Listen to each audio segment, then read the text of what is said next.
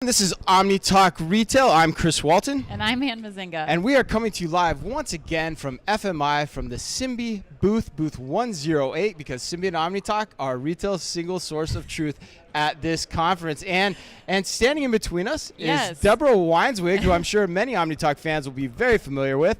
Deborah is the founder and CEO of Coresight Research. Deborah, thanks for joining us at OmniTalk. Thanks to both of you for having me. I really appreciate it. I heard that you were on stage yesterday. I'm curious for what you talked about, and if you don't mind just sharing a little bit with the audience at home, what was on deck for the presentation yesterday? So it kind of emanated originally from the startup pitch, and so there were, I think, almost 30 judges. Okay. There was an unbelievable field of talent, and so we had several calls. So first we narrowed it down to 6, and then kind of others at FMI narrowed it down to 3. And so we had, and oh my gosh, there's a deadline, I will do it. So I literally pulled an all-nighter. I remember I was watching some of these videos, and I'm like, at that point, like when they're really good and you remember them, yes, those are the ones. And so it was unbelievable in terms of anything from HR to kind of thinking differently about supply chain to kind of operations and this Gen AI world, right? The ability to do things really quickly. Yeah. It was a great field of talent. So we kicked it off talking about it took a while for my slides to come up. So I will be totally honest. I changed a little bit what I was going to say, but talked a little bit about kind of like what we've seen so far in 2025. Okay. And then from there, we went on to look at, what's happening with agentic AI, some of the things that we've done at Coresight, because I'm finding if we can be very specific in examples, and we can show where it's worked, where it hasn't, and then where we've kind of fine-tuned, it helps to kind of crystallize for everybody what that actually means.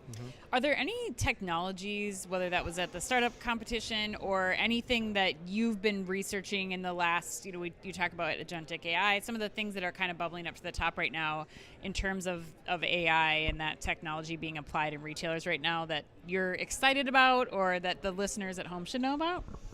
So I've been super interested, probably starting in the back half of last year around LiDAR. Okay. And then my very dear friend Jensen Huang at NVIDIA talked about, and he did a much better job, of simplifying it. LiDAR is AI in the physical world. And I'm like, that's a much easier, because I was like, I've been trying to explain it to folks, and I was like, well, let me just borrow that. And so when you start to think about what can you do, and once again, not taking any personal information, right, you can actually start to see, and if you think about, we're standing here at FMI, in a grocery store, where do people spend their time, right? What's the path? That they're, we had a client of ours who thought it was a great idea to put, and I mean, maybe it could have worked in some retail environment, but wanted to put coffee in the milk aisle, right? Thinking that consumers would think about those two together. Right. And so ultimately what you saw is that that's not how people shop, right? That's not how they think about it. But if you can start to map that out before you make some of those dramatic changes, but also if you think about it from, protecting a warehouse, yard, you can see people scaling fences, right? But once again, you're not taking any personal information. You're just kind of encouraging them to maybe take a different, their next action maybe being a different one. Right. Yeah. Just trying to digitize our understanding of the physical worlds, particularly in grocery. So let's wind it back a little bit too here, Deborah. So explain for our audience too, what is Coresight Research specifically, and then why do you attend conferences like this? What is it that you bring? So many of us are former sell-side analysts, so meaning equity research, so from banking. So we would, get to know companies at a really kind of soup to nuts, understanding the financials, the implication. What I always loved about retail is you could be on an earnings call and companies we're doing this, that, and the other, and then you could go see it. And maybe they weren't doing it in that location, but maybe another, but you could really kind of crystallize what they were doing or thinking about doing. Right. And so that's, many of us have that background.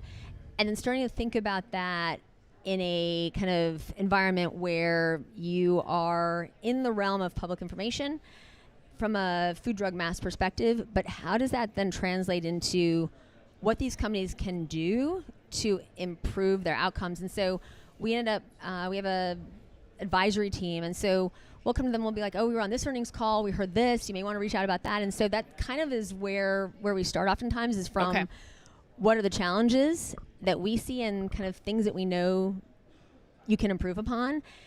And how you're doing that oftentimes is through technology, which I know you guys are no strangers to. And so, when you work with a company like a Simbe, right, to help a company, right, so they've got out-of-stock challenges, they are not sure in terms of demand forecasting or inventory allocation. When you can start to take the problem, map it through, and then find the solution, I mean, well, first of all, I really enjoy that. That invigorates you. It does. Yeah. I get a lot of satisfaction out of it, and we all spend a lot of time at our jobs, so you got to find something that you love. Yeah. So one of the things we always love about you, and I was talking about this with Anne before we even got on the show, is you're always looking around the corner. You're always trying to see what's next, or what are the things that people aren't yet talking about that probably should be. So what are some of those things for you this year as we start? Because we're sitting here in January. What are those things? I'm curious. Well, for many of you who know me, I am incredibly passionate about live streaming. And if you think about I did know that. Yes, actually. I mean, it is like because you start to think about it, it's almost an $800 billion industry in China. And we're talking like $35 billion in the US. And so that gap has only gotten wider over time. We don't have time to go through all the reasons why that is. But if you start to think about, so especially in grocery, right? So I have celiac. So I really have to read the package. I really have to be able to see it. And in many cases, right, go on to whatever .com you're ordering your groceries from, and it's very difficult to see the side of the box or whatever it might be. So in a live stream, you can ask, right? Like you literally have somebody you can ask information and make an immediate purchase. So what we see, and why I like it, in the kind of apparel, footwear, and accessory space, where return rate's about 42%. Yeah. You see the return rate drop to 9%, and that's real money, right? So that's a real change, and then the kind of customer is starting to develop a different relationship with the brand, and that ends up, and I think the challenge has been, we've had a lot of our clients, who are very nice, they're like, okay, we'll try it, we'll do it, and super successful, but it's like, okay, we've checked that box. Yeah. But what you need is, right, you have a head of stores, you have a head of e-commerce, you really need a head of live streaming.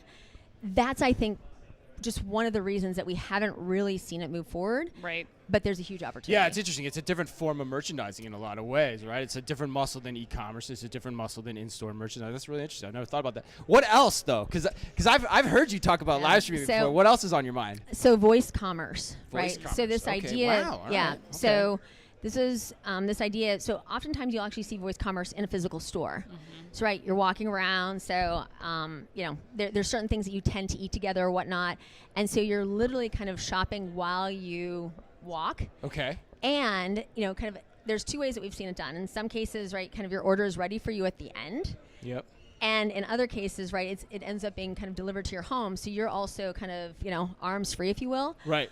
But the things that and you can kind of like build your basket, but also you can start to think about things in a different way. Like, because when you're talking, like I like to stand, right? Like I find I'm Think better standing up. Yeah. I mean, I like when I was at Citi, I used to like pace in my office, and I'm like, my ideas were so much better. So if I'm walking and observing, I'm making much better purchase decisions.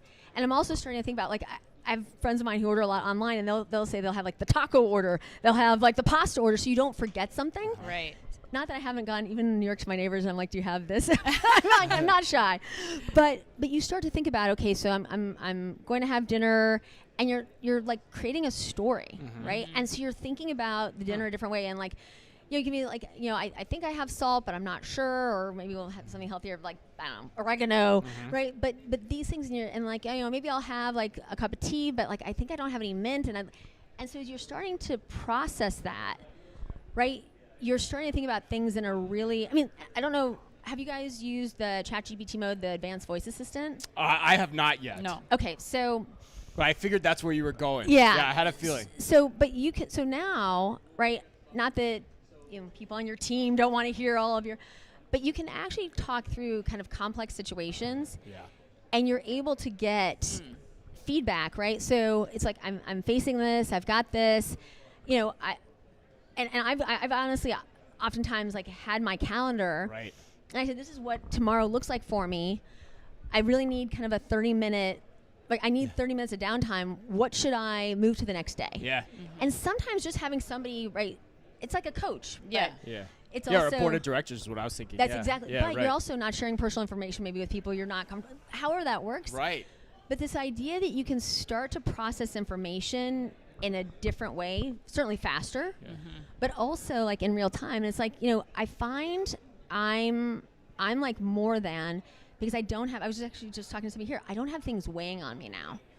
And I take care of things as quickly as I can, right? Like, so if there's, because like those big decisions sometimes they spin in your head, and I'm like, and somehow for me talking about it, I process it. And so getting it kind of off my plate. And I've talked to other CEOs who have said that they're doing that in different ways, and it's allowing them to have more space and less decision fatigue. Which when you start to think about productivity and better outcomes, it's kind of the foundation.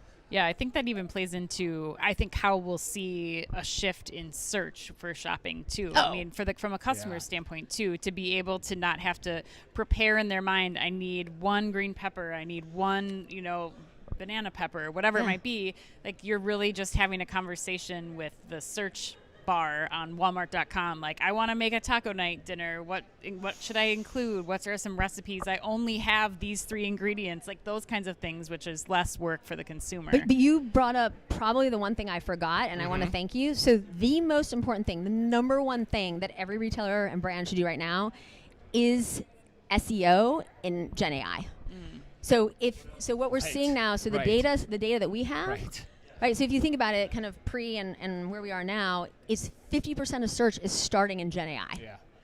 And so many brands have not optimized for that. Right. No. So it is, now all the luxury brands have, they were like, I mean, it's like they were the first in the metaverse. They're like, it's so, because these are heritage brands, right? They're all over 100 years old. Yeah. The ones you would never think. Right.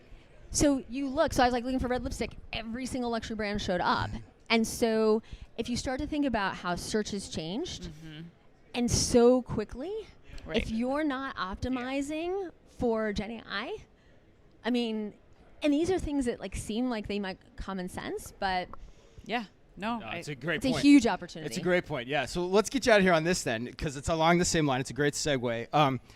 So if you were to put your Nostradamus hat on, your crystal ball, how do you think let's say in the grocery industry, because we're at FMI, how do you think grocery shopping is going to change, let's say 5 to 10 years from now? How will it be different? I'm curious. Will it be different at all? I don't know. What do you think? So we're about to go through, great question by the way, we're about to go through the greatest wealth transfer that the world has ever seen, right? To Gen Z.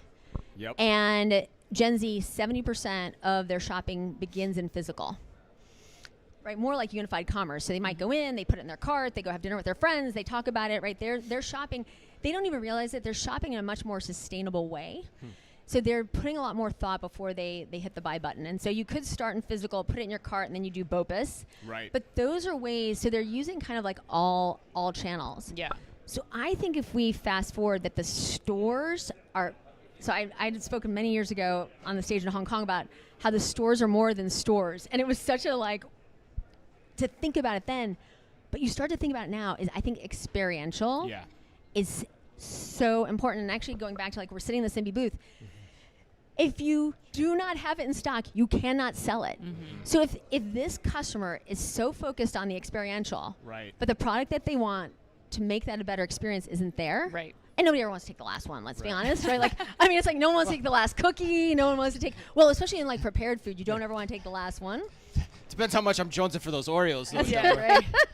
The gluten-free ones, and now they have like gluten-free mint, and like, I mean, thank you, Mondelez. That's all I have to say. Right. So, but Nice but I do think it's going to be like, if you think about kind of like Costco on a Saturday, but like every day and more than, right, much more sampling, right? This idea that the physical store is much more experiential.